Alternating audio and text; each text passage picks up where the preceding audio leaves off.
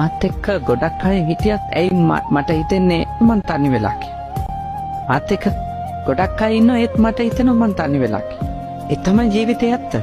කියන්නේ ගොඩක් අය හිටියා කියන එකෙන් අපේ තනිකම නැති වෙන්නේ නෑ. ඇත්ත ප්‍රශ්නේ තමයි කොච්චර දායක වුණොත් අනිත් එක්කෙනා ඔබේ ජීවිතේට ඔබට තනිකම නොදැනෙන්නේ.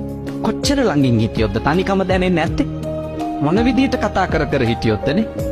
ඇත්තටම අපි ගැඹුරටම ගිහිල්ලා බැලුවා.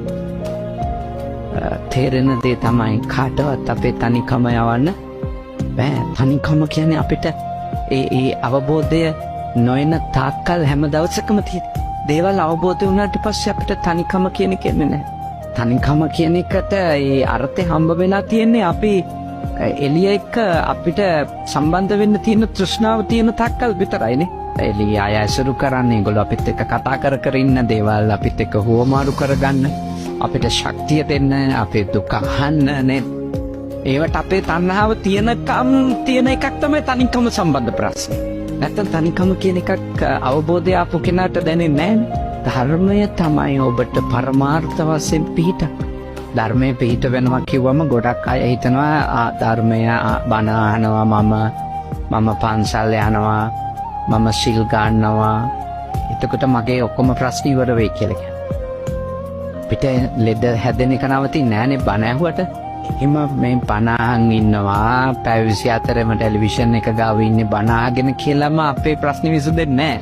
මේ කියන්නේ අපි ලබන අවබෝධය තමයි අපේ රැකවරණ කියලා. නැතුව මේ වෙන බණ පොත් වටේ ගොඩ ගහන් හිටියටවත් නිතර බණ අහා හිටියටවත් නෙමෙයි. ඒ අහන දේවල් අවබෝධ කරගත්තොත් අර එළියේ වෙන සිද්ධි අපිට එච්චර ලොකු ප්‍රශ්න නෙමෙයි. එහෙනම් අපි දේවල් තේරුම් ගත්තට පස්සේ ඒවා සාමාන්‍ය දේවල් ලෙස තේරෙනවා. එතකොට අපිට මේ තරම් ආස හිතෙන්නෙත් නැහැ මේ තරම් තරහා යන්නෙත් නැහැ. දැන් අපිට ආස හිතෙනවා තරහා යනවනේ. හොඳට අපිට ඕනි විදියටම වැඩ ටික වෙනවා නම් ආස හිතෙනවද නැත්ද? හොඳට ආසයි හරි කැමතියි අපි. මට ඕන විදියට මං කියපු විදියට.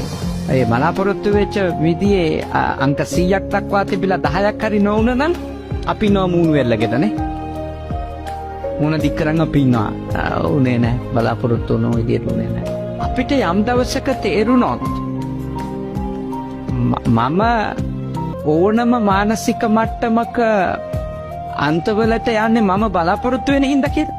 ඒ වෙලාවේ තේරුම් අරන් ඒක ඉවර වෙනවා කියන එක මම අවබෝධ කරගන්න ඉන්නේ මම දුක් විඳින්නේ නැහැ ඇත්තට.